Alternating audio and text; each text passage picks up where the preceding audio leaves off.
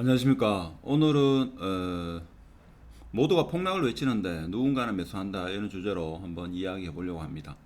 사실 전국적으로도 그렇고 물론 세종시 같은 경우는 지금 상승 반등을 했다라는 게 맞는 표현이 아닐까 저는 그렇게 생각하고, 대구 부동산은 전국적인 유튜브도 그렇고 대부분의 언론에서도 대구 부동산은 계속적으로 하락할 것이다. 뭐 일부 전문가들은 폭락을 계속한다. 뭐 이런 이야기를 합니다만은, 그렇지만 누군가는 희망을 이야기해야 되지 않겠나. 자, 이런 의미에서 앞으로 좀 더 희망적인 이야기를 해보려고 합니다.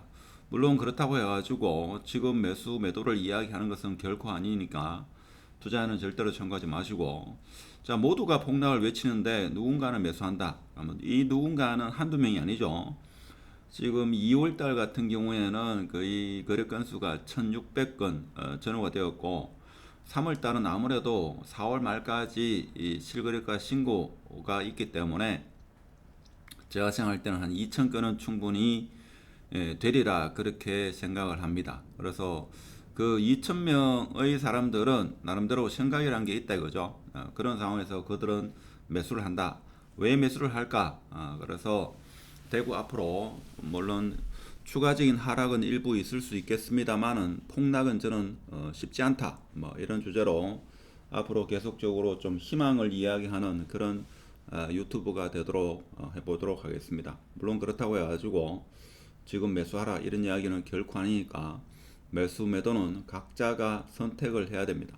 자본주의 사회에서는 누구 이야기를 듣고 하는 게 아니고 본인의 결정 그리고 본인의 행동 실행력에 따라 가지고 부자가 되고 그렇지 않고 이렇게 결정이 난다 이런 말씀을 드리고 싶습니다. 자, 그러면 지금 보면 23년 사실 모두가 폭락을 외치고 앞으로 입주 물량이 많고 역전세가 많이 일어난다 이런 이야기를 합니다.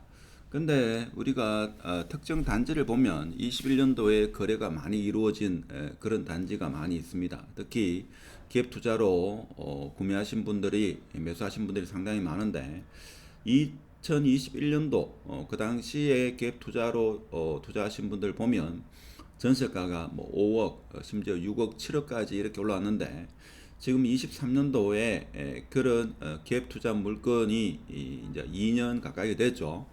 근데 그런 아파트 단지가 분명히 역전세가 나야 되는데 안 나는 경우가 있죠. 자, 그런 경우 특히 수성구인 경우에는 그 당시에 입주할 때는 입주를 해야 되는 즉 무주택자분만 해당되는 그런 아파트 단지가 적지 않았다. 즉 1주택자다 이거죠. 자, 그런 사람들은 설사 전세가 많이 내렸다 하더라도 전세 반환 대출을 일으켜 가지고 역전세가 일부 역전세가 일어나지 그렇지 않은 단지도 있다 하는 것을 여러분이 알고 계셔야 됩니다.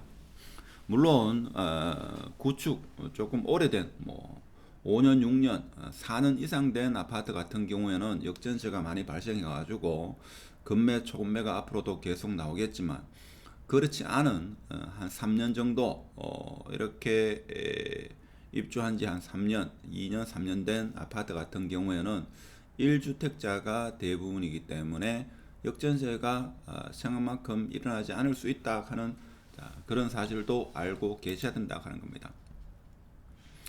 대구 부동산 23년도 거래량을 보면 1월 달에 899건, 2월 달에 1613건, 3월 달 현재 1513건인데 3월 달 거래량은 제가 봤을 때는 2000건 이상이 될 가능성이 상당히 높다 하는 겁니다. 그러면 이분들은 왜 살 거냐? 이런 것도 한번 생각해 봐야 되죠.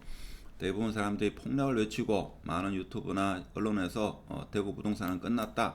앞으로 5년 이상은 하락할 거다. 이런 이야기 합니다만은 저는 개인적으로 내년 연말 이후가 되면 대구 부동산은 이제 확실히 상승하지 않겠나. 저는 그런 생각을 합니다. 특히 매수를 많이 하시는 그런 아파트 같은 경우에는 고점 대비 한 40%에서 50% 정도 하락한 이런 핵심지 아파트의 물건은 매수하는 그런 추세다 하는 겁니다. 그래서 유튜브만 이렇게 시청하지 마시고 전화를 해보시거나 실제 현장에 부동산 중개사에 가보시면 금매, 초금매는 핵심지 같은 경우에는 많이 거래가 이루어져 가지고 과거에 우리가 생각하는 그런 가격대는 지금 물건이 없는 것으로 저는 그렇게 알고 있습니다. 그렇지만 그동안 거래가 없다가 거래가 이루어지는 것은 폭락이 계속적으로 이어진다, 이렇게 말하기는 상당히 좋다. 그래서 지금은 실수요자 중심이긴 합니다만은 일부 투자가도 매수하는 걸로 저는 그렇게 알고 있습니다.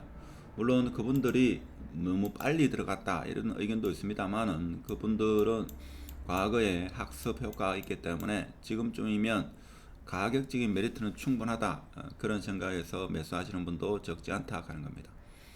그래서 20년, 21년 보면 주식, 부동산, 코인 할 것 없이 현금을 들고 있지 않고 어느 자산이든 간에 투자하신 분은 모두가 어려운 상황이다, 이렇게 알고 계시면 되고, 지금 어떻게 보면 기존 아파트를 매도하고 상급지로 이동하시는 분이 많고, 뭐 빌딩을 매수하려고 현금을 모아두셨다가 아파트로 매수하시는 분도 있고, 뭐 케이스마다 다 다르다, 이렇게 보시면 되겠습니다. 그래서 대구 부동산은 지금 21년 11월 달부터 한 1년 6개월 동안 하락을 계속했다 하는 겁니다. 그래서 일반적으로 한 2년 3년 이렇게 하락하다가 횡보하는, 혹은 한 2년 정도 하락하다가 횡보하는 그런 장이 그동안 한 20년 동안 이어졌는데, 과거의 데이터, 과거의 학습 경험을 통해 가지고 지금 현재의 시점을 바라보는 것은 꼭 맞다고는 볼 수 없는 게, 부동산 주기가 많이 짧아졌다 하는 겁니다. 과거 한 20년 동안 부동산에 투자하신 분도 최근 한 2년 동안에 이런 부동산은 처음 경험했기 때문에 그 사람들이 과거의 지식을 가지고 미래의 부동산을 예견한다는 것은 제가 볼 때는 과욕이 아닐까, 저는 그런 생각을 합니다.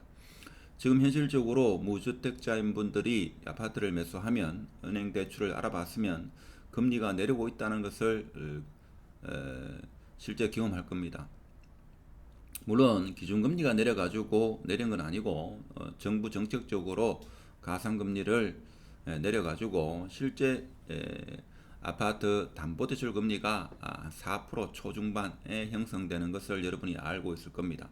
그래서 과거 불과 한 3개월 전만 하더라도 원래 아파트 대출 금리가 뭐 6%, 7%가 갈 거다, 이런 기사는 이제 언론에서도 많이 사라졌고 지금 한 4%, 5% 중반.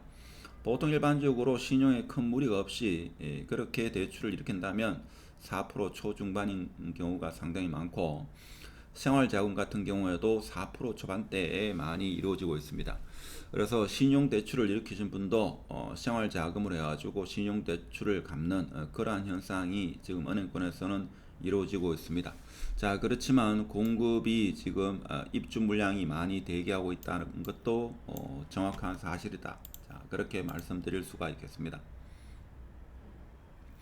자, 그러면 우리가 생각할 때는 22년 가을에 23년도 대구 아파트는 폭락할 것이다 라고 모두가 외쳤고, 저도 그렇게 생각을 했고 실제 그렇게 되리라 전망을 했습니다. 그렇지만 지금 23년도에 뜻하지 않는 정부 정책, 특례 보금자리론이 나왔기 때문에 지금 생각보다는 그렇게 폭락이 오지 않았다, 이렇게 생각해 볼 수 있고, 이러한 특례 보금자리론의 자금은 연말까지도 계속 이어질 거다.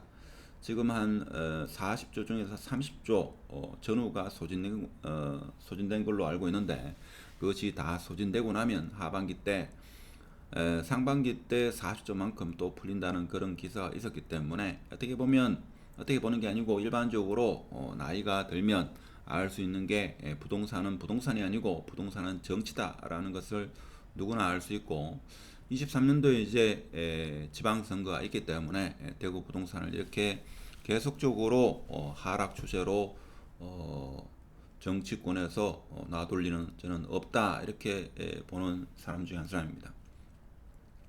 그렇다고 해가지고 오늘 이야기를 가지고 투자에 참가하지는 마시고, 자, 지금 하락 폭락의 소식이 많이 들려오죠. 자, 그것은 그동안 거래가 되지 않은, 혹은 최고가 대비 이 가격을 봤을 때는 하락 폭락의 이야기를 하는 게 사실 편한 이야기입니다. 자, 그렇지만 대부분의 사람들이 폭락을 외치지만 저는 희망을 이야기한다고 했습니다. 자, 그렇지만 일부 투자가는 조용히 매수를 한다 하는 것도 팩트입니다. 여러분이 뭐 다 알지는 못하겠지만 그렇다고 제가 아는 것도 아니고, 자, 그렇다고 가지고 상승장은 아니다. 상승장은 아니지만 투자가들은 일부 매수를 한다 하는 겁니다. 그래서 이런 분들은 알고 있다. 영원한 하락은 없을 것이라는 것을 굳게 믿고 있다 이거죠. 일본처럼 그렇게 영원한 하락, 영원한 침체가 있는 건 아니다 하는 겁니다. 그래서 아직도 팔리지 않는 매물이 더 많다 하는 겁니다. 그래서 매도를 하고 싶어도 매도를 하지 못하는 그러한 분들이 훨씬 많다 하는 거, 그것도 또한 팩트가 아닐까 그런 생각이 들고, 그래서 특히 지금 4월부터 올 연말까지 입주장이 많은 특정 지역에 입주가 몰려 있죠. 자, 이런 역사도 과거 대구 아파트 역사에서 수성구에 대형 아파트가 몰려 있는 그 시기와 일부 겹치는 그런 경우가 펼쳐질 겁니다. 그래서 입주장이 많은, 제가 굳이 거론하지 않더라도 여러분도 잘 알고 계실 겁니다. 자, 그런 아파트는 제가 볼 때는 상당히 어려울 겁니다. 전세 가격이 문제가 아니고 전세 세입자를 못 구하는 그런 사태가 충분히 발생할 수 있다. 자, 그러면 이론적으로 양극화가 일어나는데, 말은 양극화지 현실적으로 봐서는 가격 차이는 일어납니다만은 특정 지역은 오르고 특정 지역은 폭락하고, 현실적으로 과거 20년 동안 그렇게 된 경우가 없었다 이거죠.